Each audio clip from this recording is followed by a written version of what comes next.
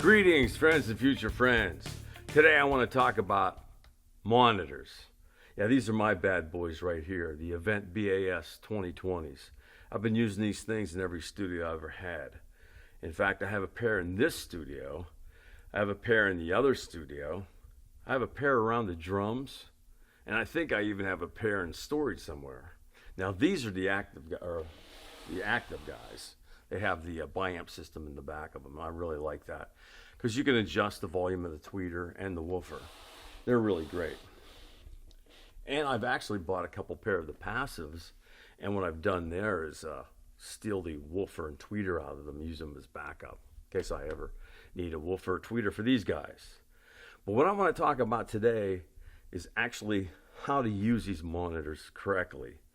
And I say correctly is kind of not something that's set in stone because every genre of music is going to have its way of setting up monitors.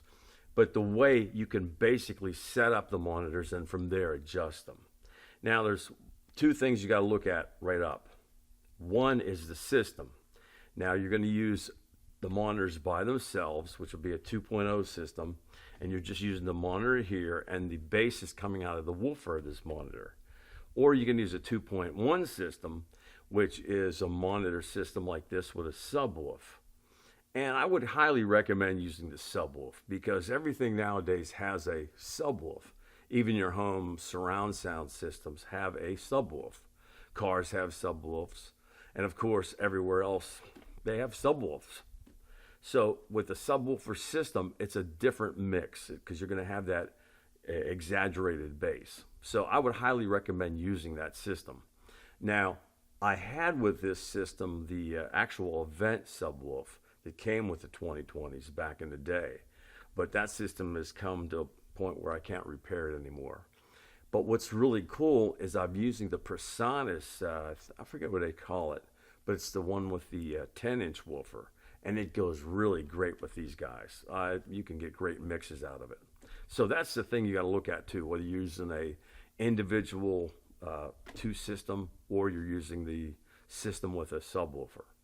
Now, the other thing is, which is really important, at least for me, is how you set these monitors up. And it's, again, this is nothing that is set in stone, but it's something you can start with.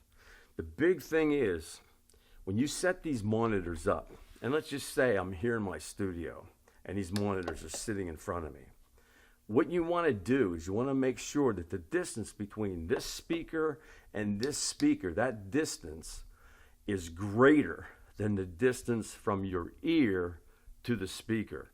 So in other words, the distance from this speaker to my ear, that distance there needs to be narrower or smaller than the distance from this speaker to this speaker. Now you say, why? Well, what you want to do is you want to have the sound of this speaker hit this ear before it hits the sound coming out of this speaker. So in other words, what's going to happen is the sound of these speakers is going to come and hit your ear before they hit each other. Now, what could happen if you somewhere along the line, you have a phasing problem or you have something that's not in phase or out of phase, what could happen is the sound of this speaker could mix with this sound of this speaker and cancel that frequency out.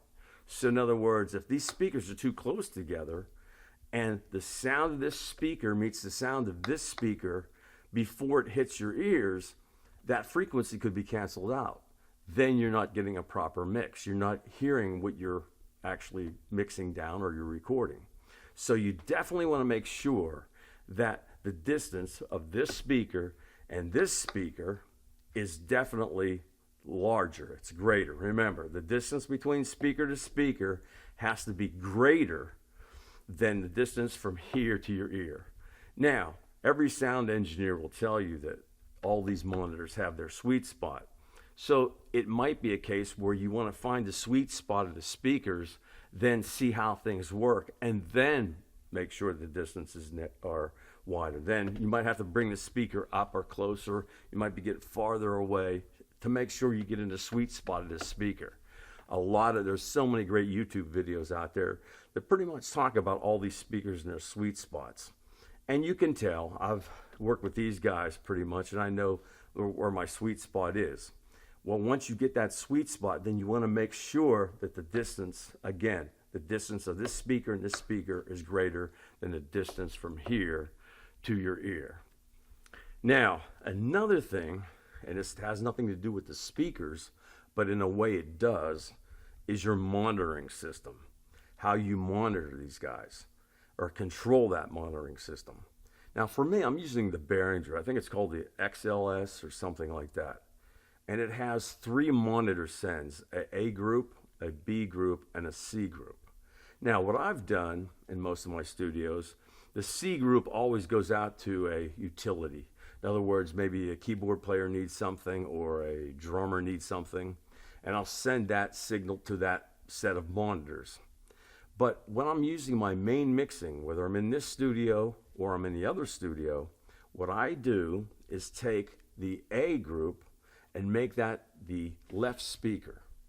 So what I want to do is take the A group and make the left speaker. And then I take the B group and make the right speaker. Now you say, why would you do that? Well, what's really cool is that instantly I can turn the left speaker off and I can turn the right speaker off just by pushing a button. There are many times in your mix you're going to hear something and you're not going to understand why doesn't it sound good? And I've had this problem especially with drums. You're going to put somewhere along the line something got mixed up or whatever. So I want to put something on the left drum. That left tom, I want to put a little reverb on it. But it's not acting right. So what do? I switch on just the left speaker and I don't hear the reverb. Well, sometimes when you're running stereo effects, they can get crossed up. And I've many a times had the left tom going through the left speaker, but the reverb that I put on that tom is going through the right. And then that's just not going to make sense in your mix because the drum is over here and the reverb's over here. Now, granted, there's going to be some times where it's going to bleed in. You know, you're going to have a time where that left tom is going to be hitting and a little bit of it's going to be bleeding in to the other speaker. But that's not all the time. The main sound of that tom is coming from the left speaker, so you want the effects to be in that left side. And this goes for any instrument. You're wanting to see if something, it happens to me. It's one of those things where you go, there's something wrong with this mix. I can't figure it out. And to have that ability to turn the left speaker on and turn the right speaker off, and then all of a sudden you go, hey, that doesn't sound right. And then you turn the left speaker on, or right speaker off, and the left speaker on, or vice versa, and you find out, hey, yeah, there's where it's not sounding the same. And sometimes when you run into a phasing problem, you'll hear that. Where in phasing, sometimes a preamp will phase and do something different.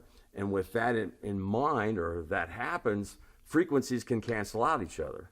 You know, there's a whole slew of information on how noise canceling devices work. And a lot of that can be created by phasing. So it's a really cool thing to take and go left, right, to be able to turn those things off. And that's the way I have my studio set up.